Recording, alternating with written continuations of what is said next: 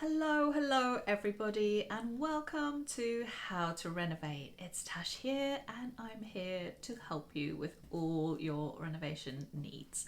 So let's get into this episode. It's time to step away from the Pinterest boards, everybody, and in this episode I'm going to tell you exactly why.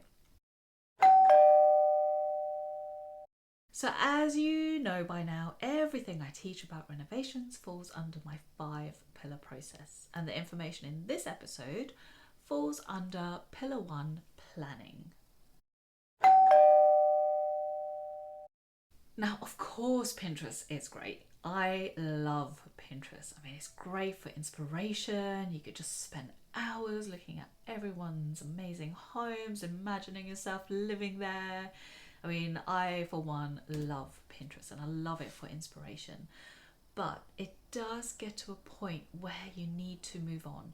If you're planning your own home renovation and you'll find that you're just kind of doom scrolling and you can't seem to make any decisions on the style you want or what you want to do with your home, then really it's time to step away from the Pinterest boards and start with your own planning.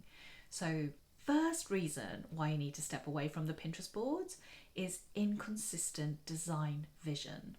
And by this I mean that lack of cohesion. If you're spending a lot of time in Pinterest and you're likely creating multiple boards with multiple different styles and you're not kind of really tying down or nailing down that one style that you want for your home that you know is going to work well and then help you make further decisions, because once you know your kind of base style or your North Star, or find something you really love, then that can kind of guide your other decisions throughout the renovation process and make other decisions easier for you. But when you've got these multiple boards, it's quite overwhelming. You won't have that unified vision for your finished project or your finished home. And then also mixing too many styles can result in a disjointed design that doesn't quite flow well throughout the home. And that's really what designers do. We find a style or a look or a way of carrying it through the home in a way that's still interesting, but also in a way that makes the home feel cohesive, more spacious, thoroughly considered. So that is ultimately what you're trying to achieve. And then also that inconsistent design vision can also lead to kind of conflicting inspiration. So it means you might find yourself drawn to kind of conflicting styles that maybe don't quite work together or don't work with the character of your home. So you might also find yourself drawn to conflicting styles or colour schemes that might make it harder to settle on a consistent, harmonious design for your home or for your space. And then the next reason to step away from the Pinterest boards is overwhelm. And overwhelm usually leads to design fatigue. So I did do an episode on design decision fatigue not too long ago. If you go check out episode 28, that's all about how to avoid decision fatigue when designing your home. But back to the overwhelm. So Pinterest often gives you just too many choices, which can be overwhelming. So having numerous boards filled with different ideas can lead to an overwhelming amount of choices and makes it really hard to narrow down and just pick a lane and visualize what you want your home to be. Because until you do that, you're going to be unable to really pull together a proper vision for your home.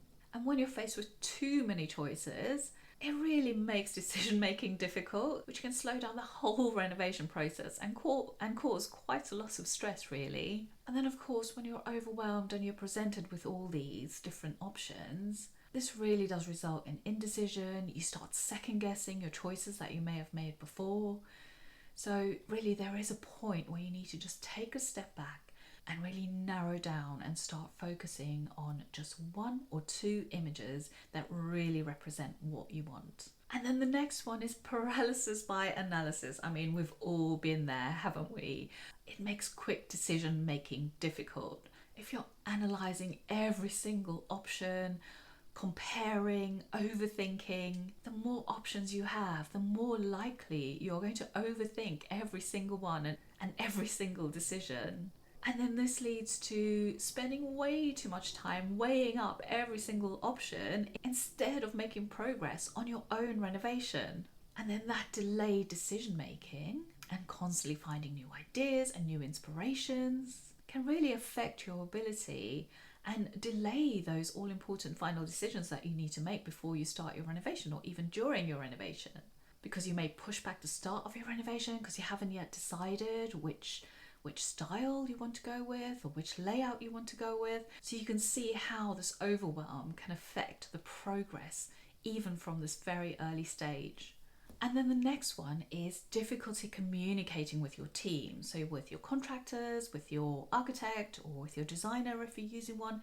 If you're presenting them with a whole host of images you found on Pinterest or elsewhere, and it's not a cohesive style or one that makes sense to them, if it's scattered and all over the place, they won't know how to help you because they won't know where to start. So you need to really narrow down and figure out just one or two styles, one or two images that really represent what you are going for. And then from that point onward, your decisions will be a lot easier, because it can be really difficult to communicate what's in your head to someone that will be working on your project and to clearly communicate your vision to them. They may struggle to understand your preferences or your style if you're just showing them loads of Pinterest boards with loads of images on each one. So again, that's why it's so important to narrow down. And then if you're providing all of these images to your professionals on your project, you're then in turn overwhelming them, because you're kind of overloading them with ideas, and they might not know where to take your project because they're not quite sure exactly what you want. So you really need to clarify for yourself first what you're after, or even just a narrowed down version. Because yes, part of these professionals' jobs is to help you and to assist you throughout your project, help you with your design, help you with your layout, and so on. But you really need to investigate what you want first, because then in turn you don't overwhelm them. And as I always say, their time is money. So the more time they're spending on figuring out what you want, narrowing it down, doing the filter process for you, that's going to cost you money. So what is the solution? What is the fix, you may ask? So the conclusion here is, whilst Pinterest is an amazing resource and a great tool for inspiration, it's important to use it mindfully. Focus on creating kind of well-curated boards that really reflect what you want, a style that you've thought about, a style that you know will work in your home. And be really selective with the ideas you save and with the ideas you share with your professionals on your project.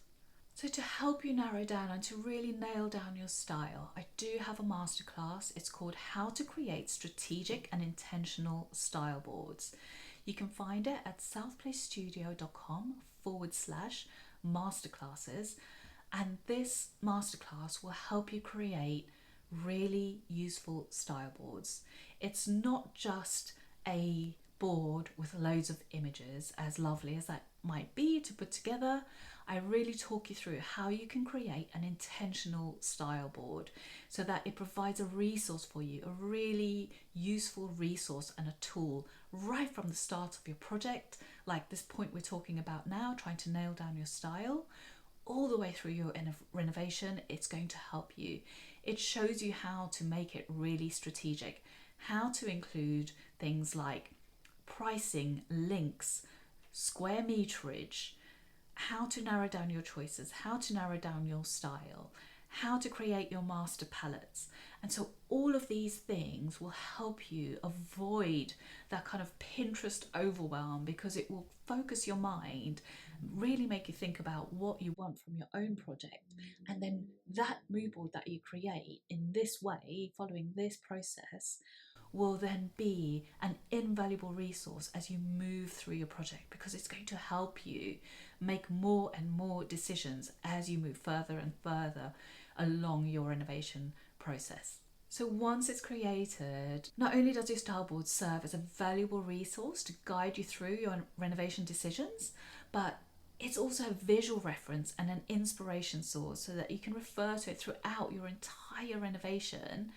And it also serves as a great tool, like I just said, because it will help you to facilitate communication with your professionals. It will also ensure alignment between you and your architect or you and your contractor, just so you get your desired outcome for your project. And in this masterclass, I use real examples, real projects I've worked on for real clients, and I talk you through how I made those decisions, how I put everything together, and how you can do the same. So you can really kind of avoid the overwhelm of just doom scrolling on Pinterest. This approach really will help you just stay focused, make decisions more easily, communicate more effectively with the professionals involved in your project and your renovation team, and just overall just lead to a much smoother, much more successful renovation project. So step away from the Pinterest boards. Yes, it's lovely, but if you're serious about getting your renovation on track and started, then really discover and really investigate what you want from your own home, how you want it to function, what you want the layout to be, what you want the style to be, and then all that information that you gather and put together will only help you as you move forward. That's it for this episode, everybody. I hope you enjoyed it. This is one of the most exciting parts of a project, I find, is visualizing, imagining what your new home will be like, doing that research and finding some inspiration to move forwards from, but you do need to move forwards. So I hope this was helpful for you to do just that, and I'll see you in the next episode. Bye for now. For more information on my 5-pillar process for successful renovation, you can go directly to southplacestudio.com/pillars, where you'll find an introduction to the process which covers each of the pillars and what they cover. We also have a number of other free renovation resources. Go now to southplacestudio.com/freebies. I have created some amazing freebies for you there. There is one on the process, like we just said. There is one on planning permission. There is one on kitchen design. There is another one on lighting planning. Go and check those out. There's so much free information there to help you with your renovation.